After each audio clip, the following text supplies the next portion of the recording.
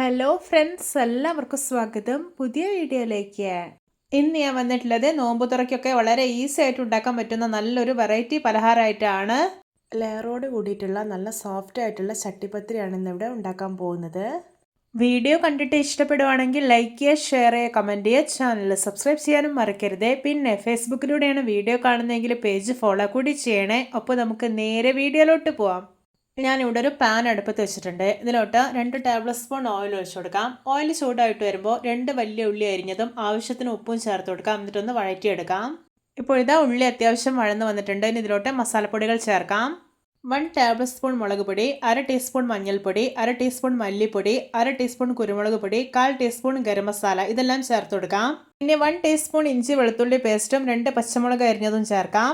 പിന്നെ ഇതിലോട്ടൊരു 3 piece chicken വേവിച്ച് ഉടച്ചെടുത്തിട്ടുള്ളതാണ്, അതുകൂടി ചേർക്കാം. പിന്നെ കുറച്ച് കറിവേപ്പിലയും മല്ലിയിലും അരിഞ്ഞതുകൂടി ചേർക്കുന്നുണ്ട്. എന്നിട്ട് നന്നായിട്ടൊന്ന് ഇളക്കി യോജിപ്പിച്ചെടുക്കാം.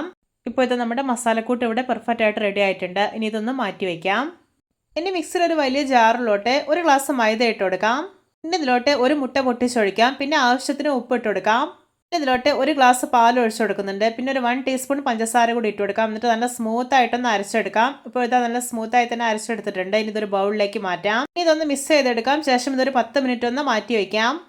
ഇനി മിക്സിയുടെ ചെറിയ ജാറിലോട്ട് 2 മുട്ട പൊട്ടിച്ചൊഴിക്കാം. പിന്നെ ഒരു പിഞ്ച് ഉപ്പിട്ട് കൊടുക്കുന്നുണ്ട്. ഇനി ഇതിലോട്ട് ഒരു 1/4 ഗ്ലാസ് പാൽ ഒഴിച്ചെടുക്കാം. എന്നിട്ടൊന്ന് ബ്ലെൻഡ് ചെയ്തെടുക്കാം. ഇപ്പോൾ ഇതാ ബ്ലെൻഡ് ചെയ്തെടുത്തിട്ടുണ്ട്. ഇനി ഇതിലോട്ടൊരു 1/4 ടീസ്പൂൺ വൈറ്റ് പെപ്പർ പൗഡർ കൂടെ ചേർക്കാം. എന്നിട്ടൊന്ന് മിക്സ് ചെയ്തെടുക്കാം. ശേഷം ഇതൊന്ന് മാറ്റി വയ്ക്കാം. ഞാനിവിടെ ഒരു പാൻ ചൂടാക്കി എടുത്തിട്ടുണ്ട്. ഇനി നമ്മൾ നേരത്തെ റെസ്റ്റ് ചെയ്യാൻ വേണ്ടി വെച്ചിരിക്കുന്ന മാവുണ്ടല്ലോ, അതുകൊണ്ട് വളരെ നൈസായിട്ടുള്ള ദോശ ഉണ്ടാക്കിയെടുക്കാം.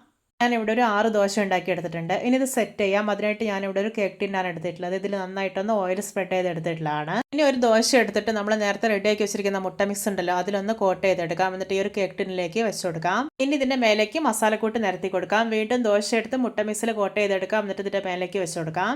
ഇതുപോലെ ഒരു 3 ലെയർ കൂടെ റിപ്പീറ്റ് ചെയ്യാം. ഞാനിവിടെ ഒരു ടോട്ടൽ 5 ലെയർ ചെയ്തെടുത്തിട്ടുണ്ട്. ഇനി ബാക്കിയുള്ള മുട്ട മിക്സ് ഇതിന്റെ മേലേക്ക് ഒഴിച്ചു കൊടുക്കാം. ഇനി കുറച്ച് വെളുത്ത എള്ള് കൂടെ ഇതിന്റെ മേലേക്ക് വിതറി കൊടുക്കുന്നുണ്ട്. ഇനി ഇത് കുക്ക് ചെയ്യണം. അതിനായിട്ട് ഞാൻ ഇവിടെ ഒരു കടായി ഒരു 10 മിനിറ്റ് പ്രീഹീറ്റ് ചെയ്തെടുത്തിട്ടുണ്ട്. ഇനി ഇതിലേക്ക് നമ്മൾ റെഡിയാക്കി വെച്ചിരിക്കുന്ന ടിന്ന് ഇറക്കി വെച്ച് കൊടുക്കാം. എന്നിട്ട് അടയ്ക്കാം. ഇനി ഇതൊരു മീഡിയം ഫ്ലെയിമിൽ വെച്ചിട്ട് 45 മിനിറ്റ് ആണ് കുക്ക് ചെയ്യേണ്ടത്. ഇപ്പോൾ ഇതാ 45 മിനിറ്റ് ആയിട്ടുണ്ട്. എന്തായെന്ന് തുറന്നു നോക്കാം. ഇതാ നമ്മുടെ രുചികരമായിട്ടുള്ള ചട്ടിപ്പത്തിരി റെഡി. നോക്കിയേ, കാണുമ്പോൾ തന്നെ കൊതി വരുന്നില്ലേ? അപ്പോൾ എത്ര സിമ്പിളായിട്ടാണ് നമ്മൾ ഈ ഒരു സ്നാക്ക് ഉണ്ടാക്കി എടുത്തിട്ടുള്ള അല്ലേ? എന്തോരം സോഫ്റ്റ് ആയിട്ടാണ് ഇരിക്കുന്നത്. നല്ല രുചിയാണ് കഴിക്കാൻ. എല്ലാവർക്കും എൻ്റെ variety and tasty chattipathiri recipe ഇഷ്ടപ്പെട്ടെന്ന് വിചാരിക്കുന്നു. ഇഷ്ടപ്പെട്ടാൽ സപ്പോർട്ട് ചെയ്യാൻ മറക്കരുതേ. അപ്പോൾ ഇതുപോലെയുള്ള വെറൈറ്റി വീഡിയോകളായി നമുക്ക് വീണ്ടും കണ്ടുമുട്ടാം. Okay, bye bye.